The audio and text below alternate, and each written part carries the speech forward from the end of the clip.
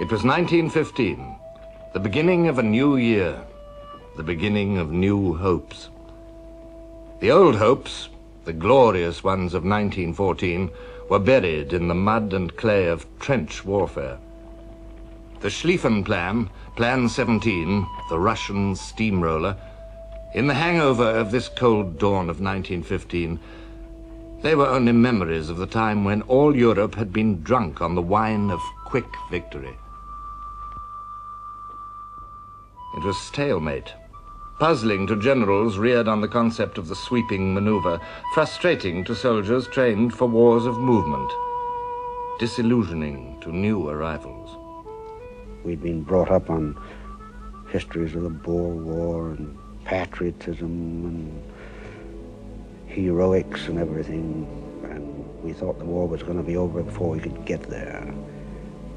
However, in about half a minute, all that had gone. I wondered what the devil I'd got into, because it was nothing but mud and filth, and all the chaps who were already there were, well, they looked like tramps. They were all plastered in filth and dirt, unshaven. During the long winter, General Joffre, the French commander-in-chief, pondered the new problems of trench warfare.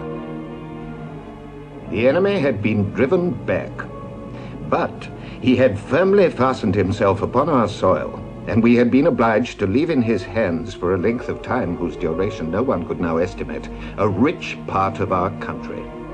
It was not enough that we had prevented the enemy from winning the war. It was essential to achieve a complete victory over him, reconquer Belgium, the north of France, and our precious provinces of Alsace and Lorraine. This was the heartbreaking problem which faced me. To hold their conquests, the Germans were building a fortress. They threw up earthworks, they dug defensive interlocking trench systems, they strengthened their lines with barbed wire and machine guns. Wire and guns saved men to form a new striking force. Falkenhayn, chief of the German General Staff, had wanted to use it to smash the British into the sea while they were still weak in numbers.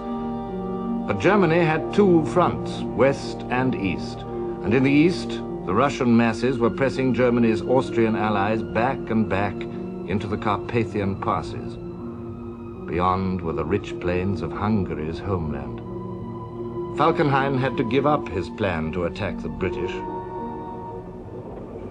The need for some relief to the Austrians by means of an attack in another spot became imperative. With a heavy heart, I had to make up my mind to employ my only available reserves in the east. For this relief attack, Falkenhayn chose the Masurian Lakes region of East Prussia, where the Russians still occupied a wide tract of pine forests and lakes, carved out by the glaciers in the ice ages of long ago. Now it was winter, January 1915. Through blizzards and temperatures below zero, men and beasts of two German armies moved up to their assault positions opposite the Russian 10th Army. The German plan was bold and simple. Outflank the Russians from the north, curl round them, and herd them into the forest of Augustov and destroy them. By the beginning of February, just as the Germans were ready, fresh blizzards screamed through the endless forests, piling snowdrifts across the roads and tracks. Movement became almost impossible. But Hindenburg, the dour and massive commander-in-chief, gave the order to attack. On February the 8th, the two German armies struck. Behind fire from batteries of howitzers, they stormed forward, driving the Russians before them.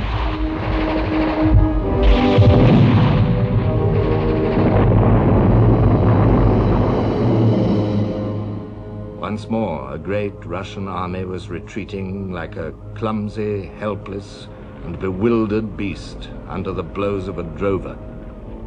For 10 days, 350,000 men floundered through the snow to escape the German pincers, but always they were remorselessly shepherded south and surrounded.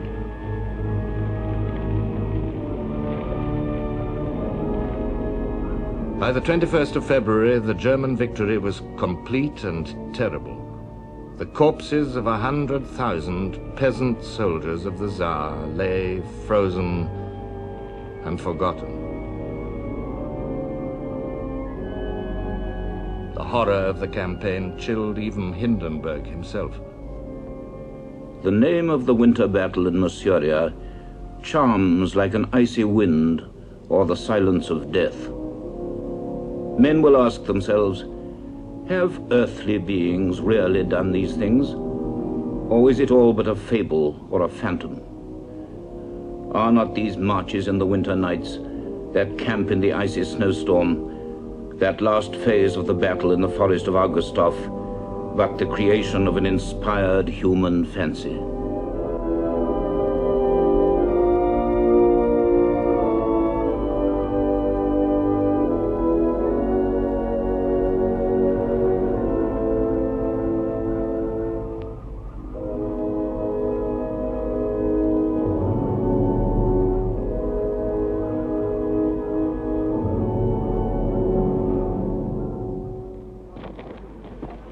The people of Petrograd were told the stark facts of the disaster. 100,000 dead, 110,000 prisoners, and 300 guns lost. But the reason for the defeat was concealed from them. The Russian army was starved of weapons and ammunition. In December 1914, the Russian chief of staff at the front had written to the Minister of War, "The men are saying, why should we perish of hunger and cold, without boots? The artillery is silent, and we are killed like partridges." Russian prisoners liberated by the Cossacks abused their rescuers. Who asked you to rescue us? Fools. We don't want to hunger and freeze again. The Russian guns needed 45,000 shells a day. In February 1915, Russian factories were supplying them with only 20,000. This was not a war for soldiers alone. It was a war for industry too. And only Germany, the most modern industrial power in Europe, was equipped for it.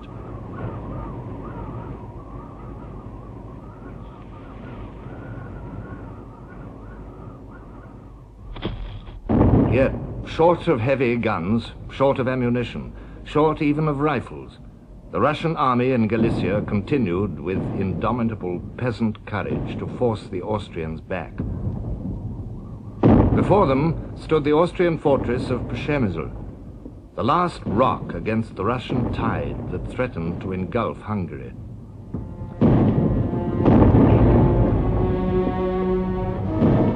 Behind the shattered forts of the perimeter, the Austrian garrison had been cut off for 3 months, and food was now so short that the population were eating cats and dogs as well as horse meat.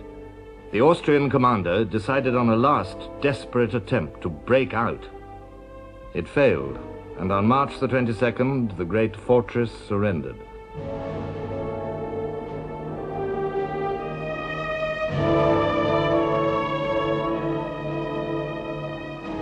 "107,000 men and 20,000 sick and wounded fell into Russian hands at Przemysl. Croats and Ruthenians and Hungarians and Germans, the unwilling and the willing soldiers of the Emperor Franz Joseph. The feeble state of the Austrian army haunted Falkenhayn. The appeals of the Austrians for assistance never ceased. Symptoms of disintegration became more and more evident in formations of Czech and Southern Slav recruits. Once more, Germany had to help Austria against the Russians. But how? Hindenburg and Ludendorff still passionately believed that the war could be won in the East. They repeatedly told the Kaiser that if only enough forces were given them, they could destroy the whole Russian army by huge pincer movements. But in the end, the Kaiser rejected their grandiose ideas and accepted Falkenhayn's less ambitious plan. Falkenhayn proposed a breakthrough between the towns of Gorlice and Tarnów, followed by a lightning pursuit across the communications of the Russian armies that threatened Hungary. It wouldn't win the war, but it would be a smashing blow that would paralyze the Russian army. April brought Europe her first wartime spring. The grim Russian winter melted into a landscape of astonishing beauty.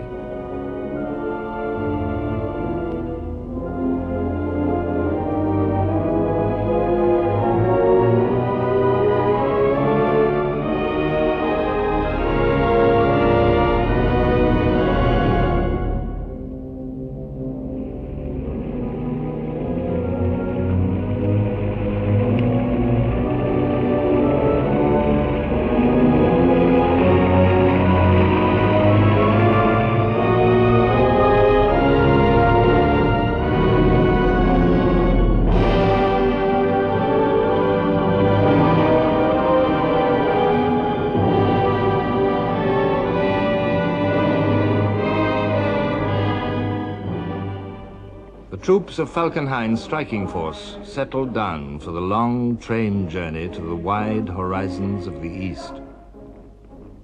This was an army made for victory. Only the Marne and first Ypres marred a record of success, stretching back through Sedan in 1870 to Waterloo. At fixed intervals, the packed trains rolled eastwards, speed 19 miles an hour. 180 trains to each army corps. With the army went the now familiar German battering ram, medium and heavy howitzers, huge stocks of shells to sweep away the Russian defenses like a cyclone.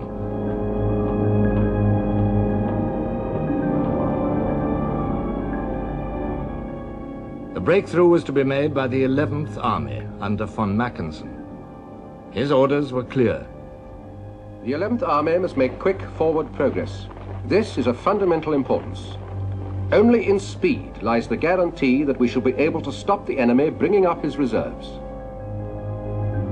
By the 28th of April, 170,000 men and 1,000 guns had been slotted into an 18-mile front. No shortage of ammunition here. Falkenhayn wrote, By the spring of 1915, GHQ was relieved of any serious anxiety with regard to munitions supply. May the 2nd. From 6 till 10 in the morning, 1,000 guns, half of them heavy, smashed the Russian defenses to shreds.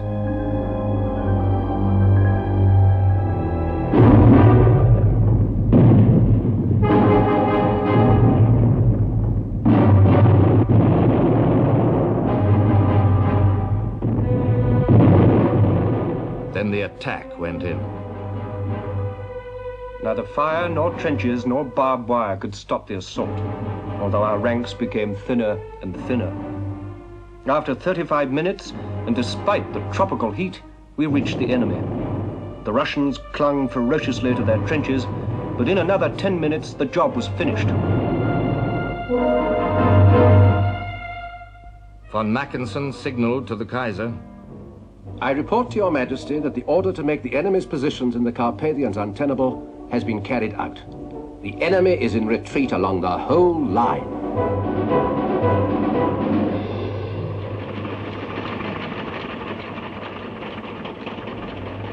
Against the weight and power of the German pursuit, the Russians could do nothing.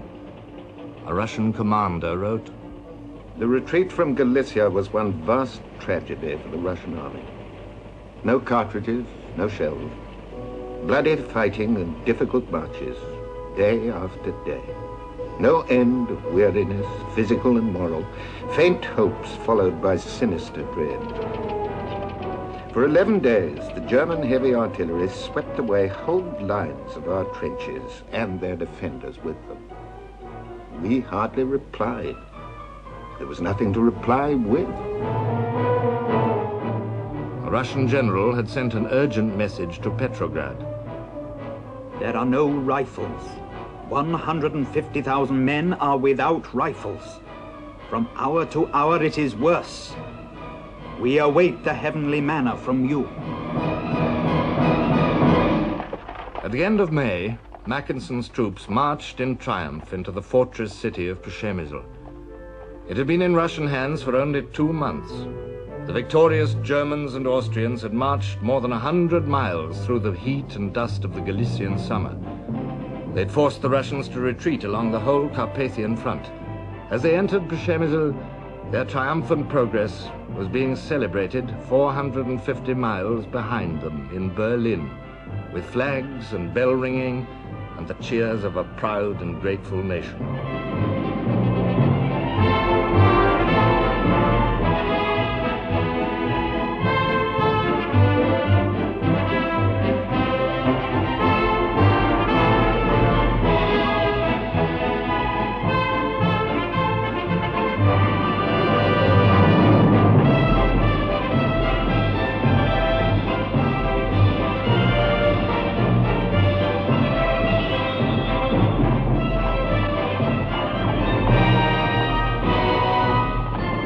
The fall of Przemysl marked yet another stage in the dumb but terrible agony of the Russian peasant armies. The Russian soldier was a very good soldier, provided he was properly led. But without officers, say officers were wounded or killed, the simple Russian mushik had not much initiative. After all, they were mostly peasants, very simple, good-natured men, very big and tough, but without guidance, they were lost. And very often, they, to our great surprise, they surrendered in droves.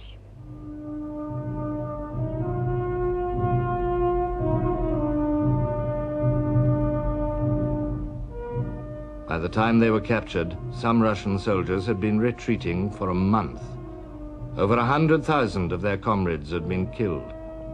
The Russian army was at the end of its power. The uninterrupted fighting in the Carpathians had costed heavy losses. The deficit in officers and men was terrifying. The lack of arms and ammunition was catastrophic. For the Russian prisoners, the unequal struggle against Germany's might was over, and they celebrated the miracle of still being alive.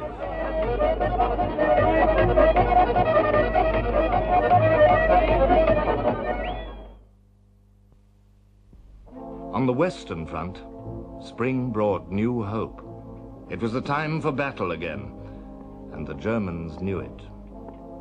Their 400 miles of trenches, behind barbed wire, sometimes as thick as a thumb, walled the French off from their lost lands. As the weather improved, the French would be coming to take them back. The Germans watched and waited for the attacks they knew must come. Opposite them, sometimes half a mile away, sometimes only 20 yards, the Allies also waited.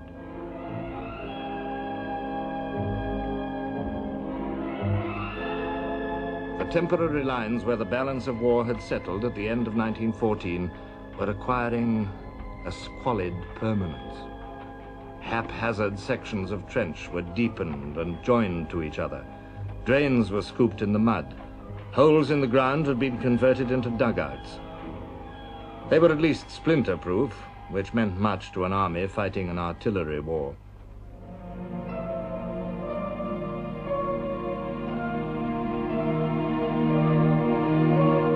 Soldiers knew something must happen soon.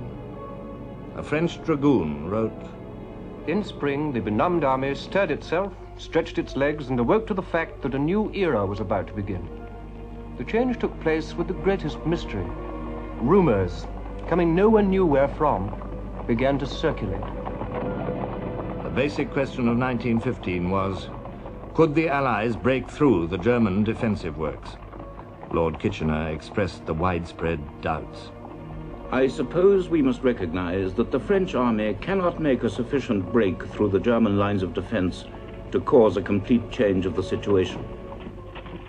The German lines in France may be looked upon as a fortress that cannot be carried by assault.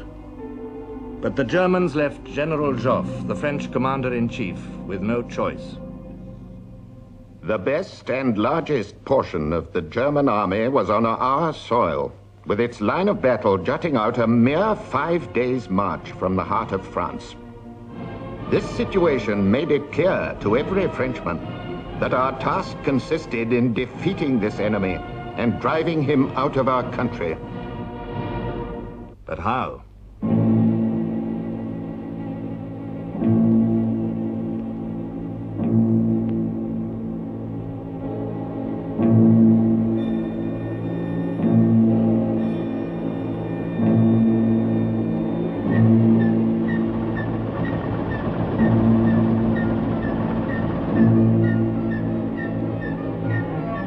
French observers peered at the German front line. Week by week, month by month, battle by battle, the Germans had strengthened and deepened their defensive position. From behind the trenches, the gun flashes told the Allies of the power and numbers of the artillery supporting the German soldiers. The answer, the French concluded, lay in artillery and high explosive shell. Given enough, the infantry would merely occupy German defenses already ploughed up and made harmless.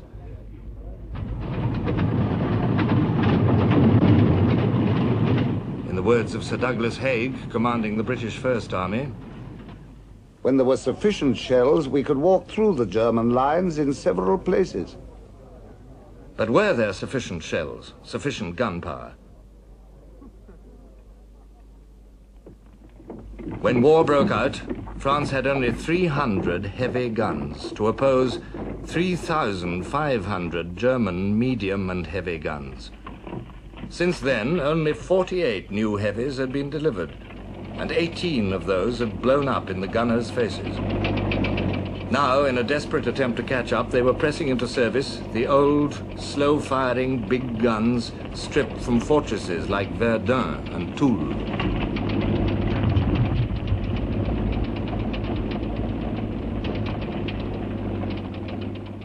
The BEF by the first half of 1915 had only 10 heavy guns per division against the German 20. Incidentally, every time our artillery opened up on them at that particular time, they would come back tenfold. If our artillery fired about 5 or 6 rounds, they'd fire 50 to 60 back at us. But always it was that unequal bashing that got the infantrymen. That we couldn't, if we'd got a gun at all, we had a machine gun, it's true, but that was only a puny effort. It was these colossal shells that rained on, and we could do nothing about it. The earthworks and the barbed wire, such as they were, had been blown to pieces long since.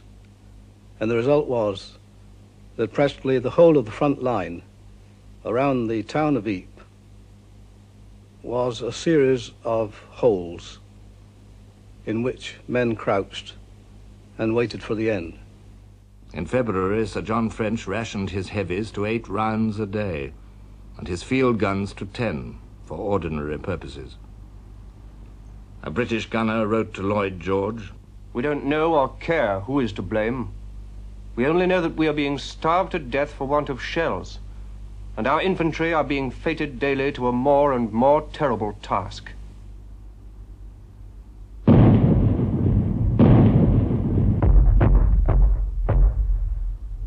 Trench mortars and mine throwers were lacking too.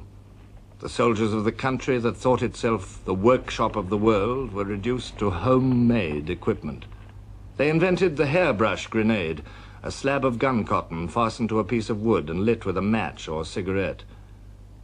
There was also a jam tin filled with shredded gun cotton and nails. Some units improvised trench mortars. A corporal said to me, "Come along here, we're going to let our mortar off. Come and have a look at it." It was a homemade mortar. It looked to me like a piece of rainwater pipe, and it was bound all round with what appeared to be a leather thong to take the resistance. There was a plate bolted on the back and a touch hole with a piece of fuse in it. The charge was a screw of gunpowder in a paper screw, and the bomb was a jam tin filled with explosive. They lit the fuse and all stood well away. Well, the bomb just went off, whizzed over, tumbled over 2 or 3 times and dropped somewhere near the German trench and went off with a big bang. The French had to improvise too. In some parts of the country, the manufacture of munitions became a cottage industry.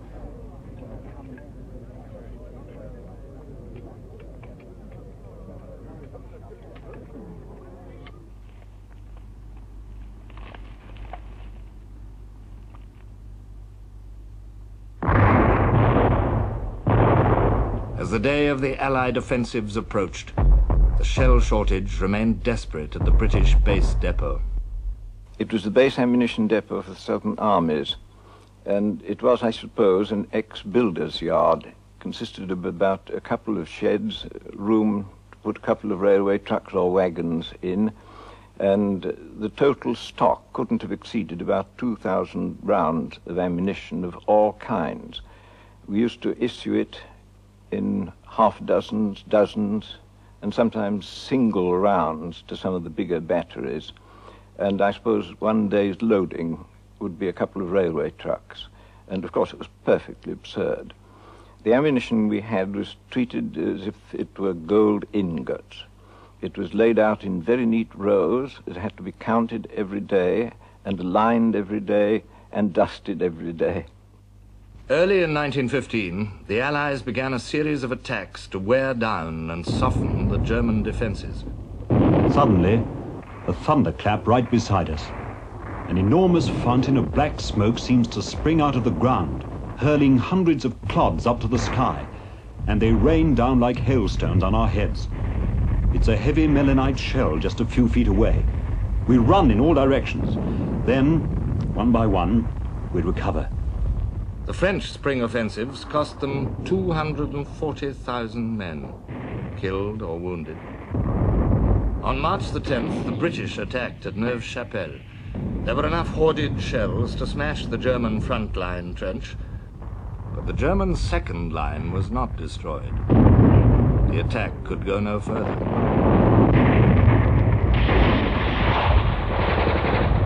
On April the 6th, the French attacked at Saint-Mihiel to pinch out the German salient. They failed. But these were only preliminary attacks. The real attempt to break through the German defenses was planned for May.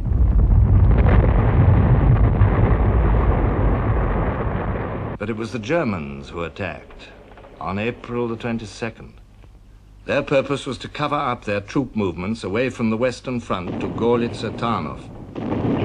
Against the French sector at Ypres, they let loose a hideous new weapon, which science had added to the German soldiers' armory: poison gas.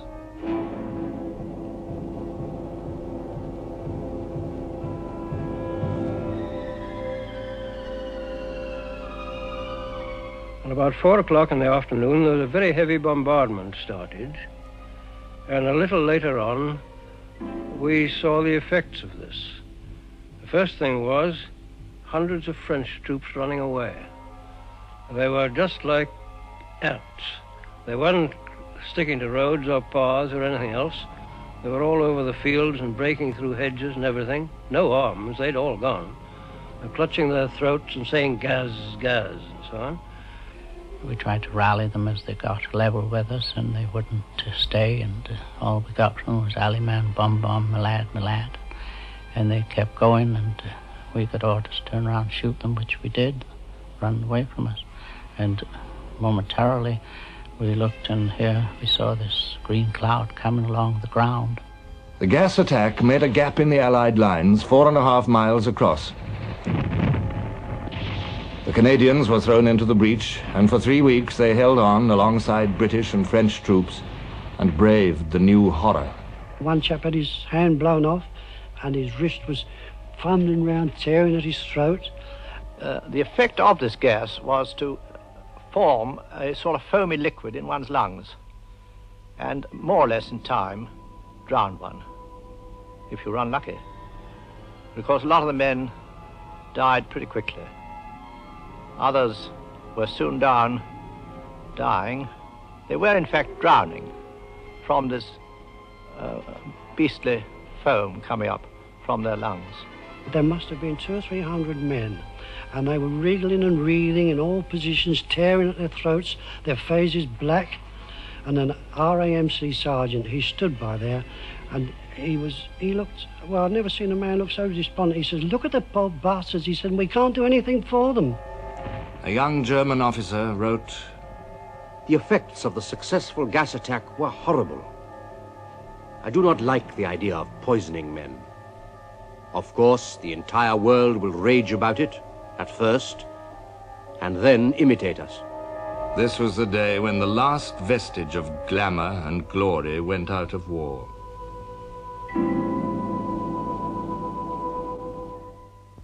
Behind its ancient moat and ramparts, Ypres itself became a symbol of resistance and unstinted sacrifice. The great German shells set the town ablaze. Centuries of history crumbled at each blast. But on a sudden, fierce destruction came tigerishly pouncing.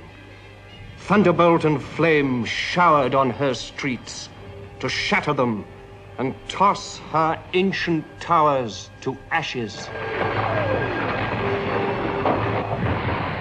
The shelling had started again in Ypres, and by the time we got up, marching up to the town, it looked as though the whole place was on fire. Buildings right and left of us were blazing away, and the heat was so intense in some of the narrow streets that as we were marching up in column of 4, the men on the flanks had to creep into the middle to avoid the blistering heat. And one could see the haggard desolation on their faces as they also surveyed the havoc around them.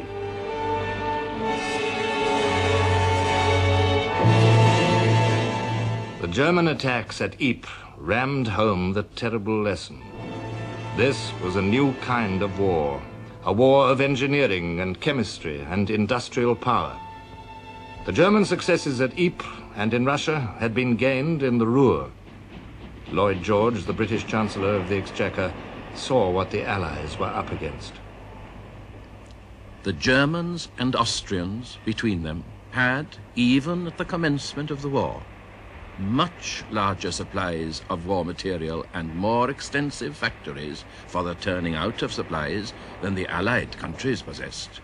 And they have undoubtedly since made much better use of their manufacturing resources for the purpose of increasing that output.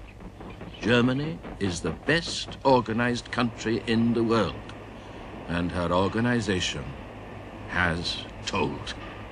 In Britain, guns and shells were still being produced by a system designed for small armies and small wars. The main supplier was Woolwich Arsenal. Woolwich was an arsenal, not a factory like Krupp's, geared for mass production. By the spring of 1915, the War Office had placed munitions orders with over 2,500 firms in Britain. But there is a long gap between demand and delivery. Less than a quarter of what had been contracted for was actually delivered in time, and no attempt had yet been made to mobilize the whole of British industry. For Lloyd George, a crusader by nature, here was a cause. Soldiers were dying in France, and muddle and inefficiency at home were letting them down. On February the 22nd, he wrote to Asquith, the Prime Minister. I sincerely believe that we could double our effective energies if we organized our factories properly. All the engineering works of the country ought to be turned on to the production of war material. While this process is going on, the population ought to be prepared to suffer all sorts of deprivations and even hardships. On May the 9th, the French and British armies launched a new offensive. The British artillery had enough shells for only 3/4 of an hour's bombardment, and 9 out of 10 shells were shrapnel, useless to smash deep defensive works. Once more, the Allied soldiers opposed their muscles and flesh to the cruel lash of German steel. Half of us were knocked out, either killed or wounded. And going across the meadow, there were a lot more killed And we all stopped and laid down, trying to get what shelter we could from the tremendous rifle fire which was coming over. And then a sergeant just in front of me jumped up and said, "Come on, men, be British." We jumped up and followed him, and he ran about 6 yards and he went down. Well, we ran on about another 20 yards toward the German trenches. The German trenches were literally packed. They were standing about 4 deep, firing machine guns, rifles, straight at us. The attack on the Aubert Ridge had been stopped in its tracks. But the worst of the shell and gun shortages was yet to come in the offensive at Festubert a week later. We were in a battery of 15-pounders, 4 guns, and consistently short of ammunition, being allowed 4 rounds per day for registering, etc. As the intensity of the battle grew to May the 24th, we ran completely out of ammunition and were left there absolutely helpless. Silent guns, a mutilated army, spring hopes dashed. Yet all this was still hidden from the British people at home. In their censored newspapers, they read comforting accounts of devastating British gunfire. At 5 a.m., the bombardment began. Then the infantry swept forward. The dazed German soldiers in their frontline trenches were helpless under the weight of the intense bombardment and determined attacks of our British men. It was Sir John French himself, the commander-in-chief in France, who put an end to the conspiracy of silence over shells. He told the story of the shortages and their effects to the military correspondent of the Times. On the 14th of May, the truth was out. The infantry did splendidly, but the conditions were too hard. The want of an unlimited supply of high explosive was a fatal bar to our success. The reality of the war was at last coming home to Britain, as it had already to the French and the Russians. The reality of a new kind of war, a war of industrial might, in which Germany was so far overwhelming. This was a war which France and Britain had hardly begun to fight.